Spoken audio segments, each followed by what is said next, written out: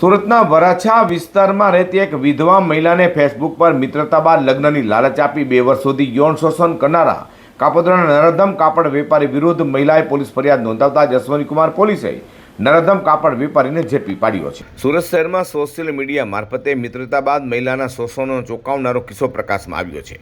વરાછા વિસ્તારમાં રહેતી એક વિધવા મહિલાએ કાપોદ્રાના કાપડ વેપારી સામે ગંભીર આક્ષેપો સાથે પોલીસ ફરિયાદ નોંધાવી છે।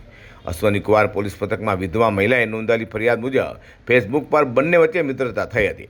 ત્યારબાદ આરોપીએ મહિલાનો વિશ્વાસ જીતી લઈ તેની સાથે નજીકના સંબંધ કેળવ્યા હતા અને લગ્ન કરવાની ખાતરી આપી હતી। મહિલાએ ફરિયાદમાં જણાવ્યું હતું કે લગ્નના વચનો માત્ર આપી આરોપીએ છેલ્લા 2 વર્ષ દરમિયાન અનેક વખત શારીરિક સંબંધો બાંધ્યા હતા।